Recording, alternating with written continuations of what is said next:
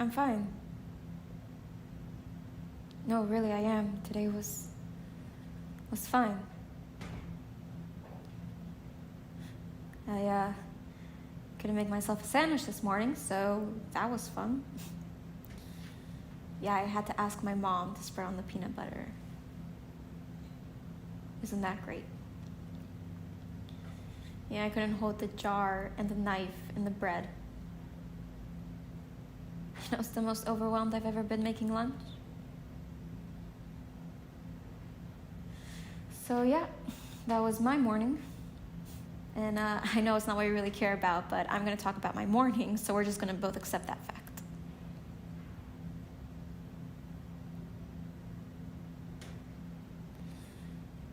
And do you really want to hear about that day? Do you really? Because I don't think you do, and I don't want to. I can't talk about it, and please don't make me. No, it's not going to make either of us feel better, and you're getting paid regardless, so why bother? Why can't I just sit here while you continue doodling and we pretend that progress is being made? You know, you can't fix my hand. You can't fix anything, really, so... You know, I don't know, like, where do you even want me to start?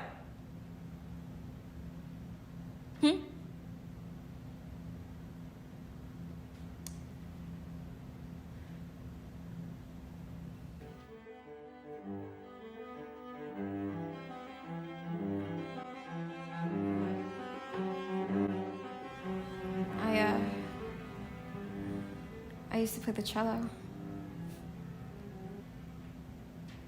I did. And, I was okay. I actually got a scholarship to Carnegie Mellon to play the cello, so I guess I was a little bit more than okay. Yeah, I started playing when I was 8. And my dad, he used to take me to see the symphony. And we would sit up in the balcony, and I wasn't allowed to look at the conductor or any other players. You know, I just had to listen.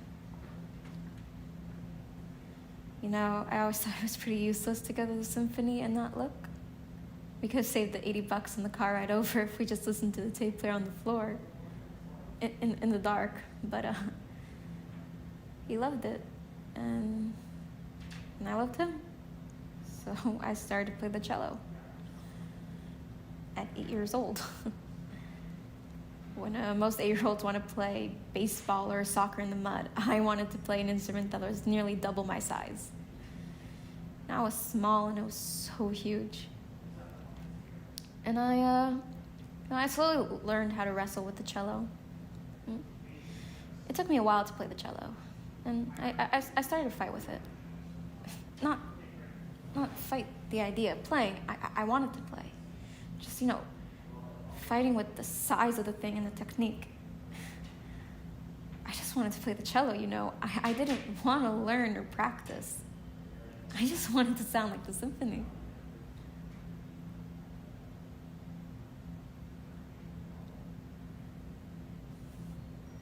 No, I know you want me to talk about the accident. I can't talk about it. Because, you know, all I can focus on is that my hand won't work. It's not working.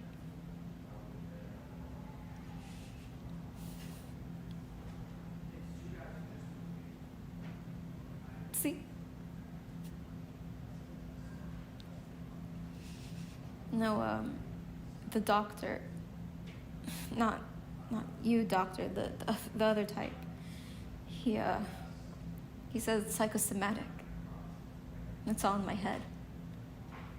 You know, it's not really comforting to hear that your illness, your problems are all in your head. I think it's supposed to sound comforting, but it's not. And I'm not making this up, okay? Why? Why would I make this up? You know, I can't move my hand. I can't.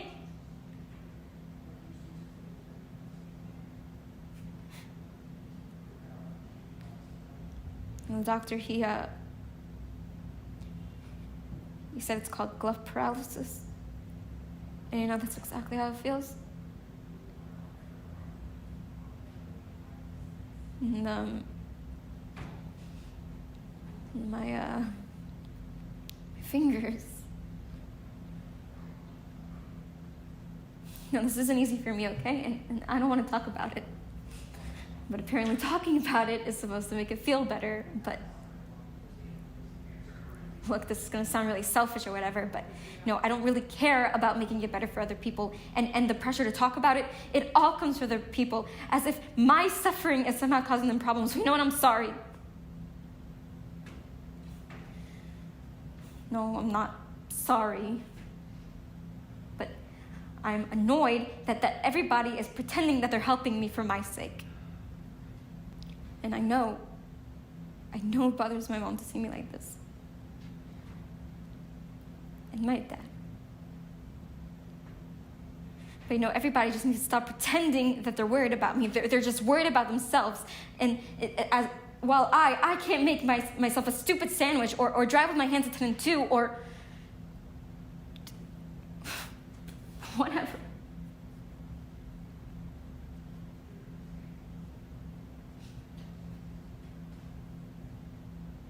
No, I know what you want me to talk about. And getting there. I am. But you see, I can't play the cello anymore. No, not anymore. It's not. Just not right now.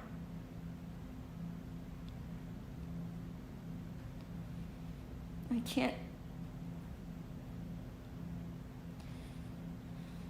That's the part of this that upsets me the most. It's shallow, really, but it's also a really big deal. I was supposed to go to school, okay? I was supposed to go to school and play the cello and live my life and become famous or something. This isn't supposed to be how it goes. And now, I don't know when I'm gonna get better.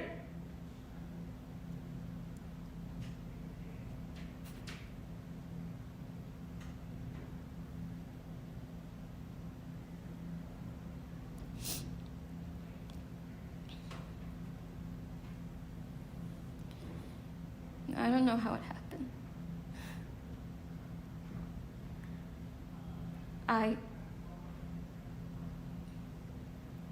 We were driving. Just driving around. Katie was bored, so we just went driving. I don't think I knew where we were going. I don't think either of us really did. But and we were talking and laughing. God, her laugh was so cute.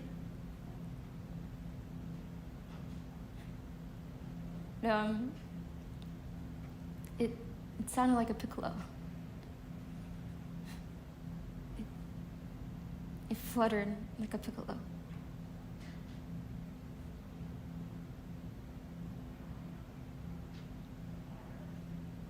No, we were just driving. We didn't have to be. We just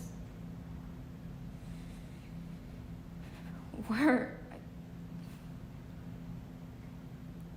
We were talking about graduation and about prom and about college and about everything and about nothing and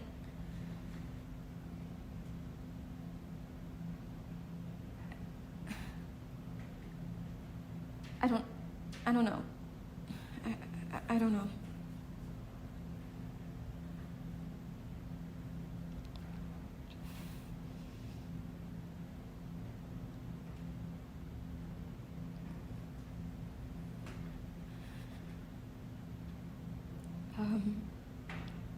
We were going through the intersection on First and College Parkway, and this guy, some older guy, he didn't know that the light turned red.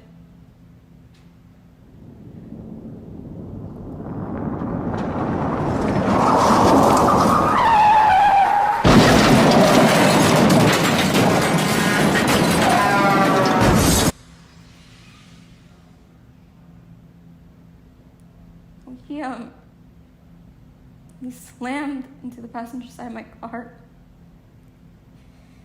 And I didn't know what was happening. I got thrown into the window, and I hit my head, and I was bleeding, and the radio was still playing. It was so weird.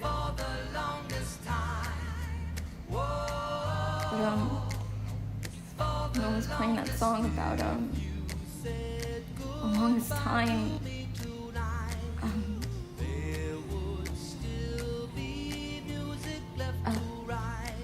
Billy Joel.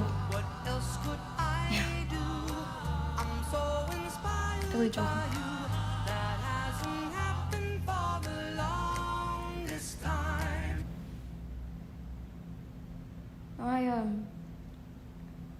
I looked over at Katie, and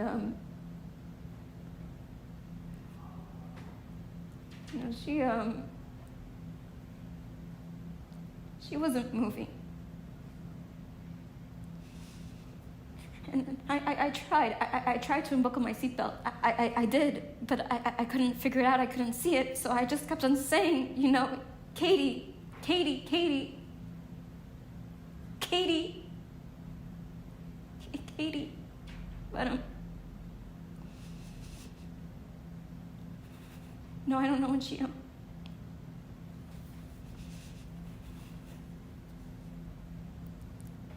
I don't know when she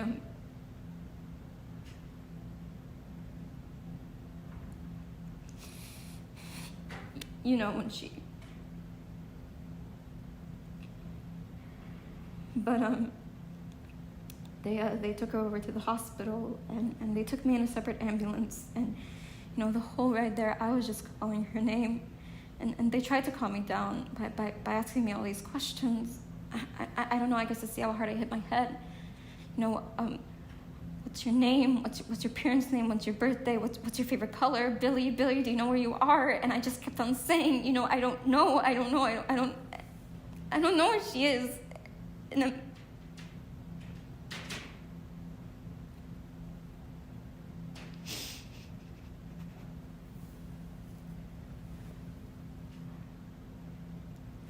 apparently I wasn't using my hand in the ambulance. Apparently it was like this when I got to the hospital. And it just sort of stayed. Useless. Not even in a position where I could wipe my nose or whatever.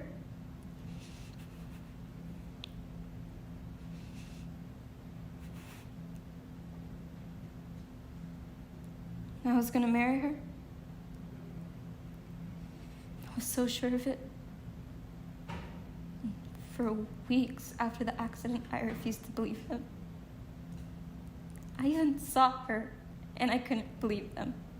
That wasn't Katie. It couldn't have been her. I didn't recognize the girl who was lying in the hospital bed or who was lying on the ground. That wasn't Katie. She's still out there.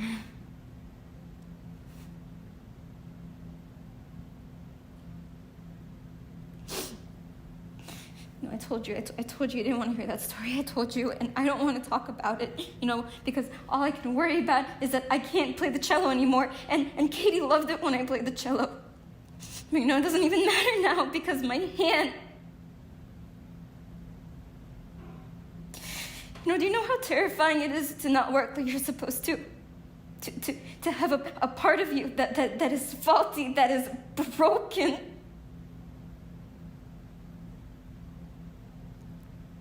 I'm broken. I don't work. I'm like an instrument with no music left in it, and I don't know when I'm gonna get better. If I'm gonna get better.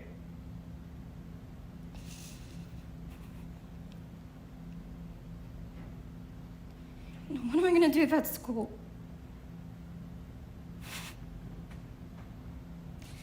I feel like such a jerk worrying about this. There, I said it. I feel like a huge jerk because I get to worry about going to school and getting a job. And you know, Katie could never do that again. And it's not her fault. It's my fault. It's all my fault. And I told my mom that I was feeling like this. You know, but she kept on saying that it wasn't my fault. You know, it's saying it doesn't make me know it, and it doesn't make me believe it. And because if this disease, this horrible illness is all in my head, then why can't I make it stop?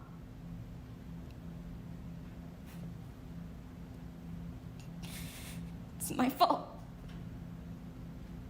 You know, I can't stop Katie from dying, and I can't stop myself from being sick. So if this is all in my head, why can't I make it stop?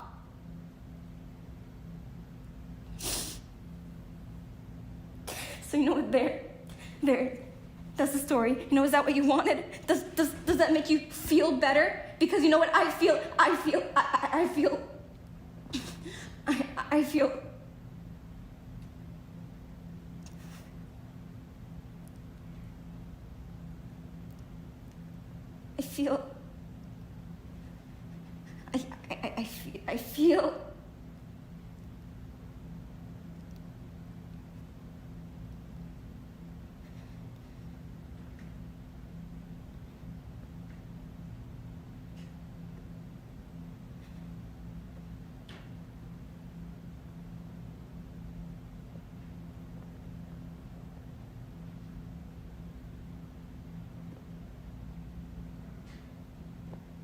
okay.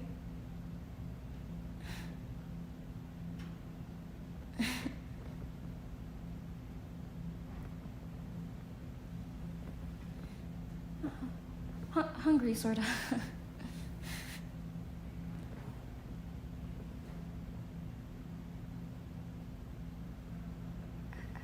How do you do that? You know, you don't even say anything. Is it like some cliche strength thing?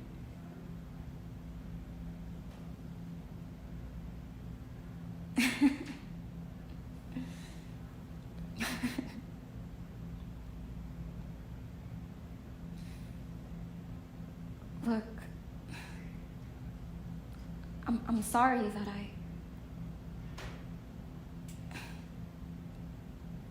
Thank you. I'll see you next week.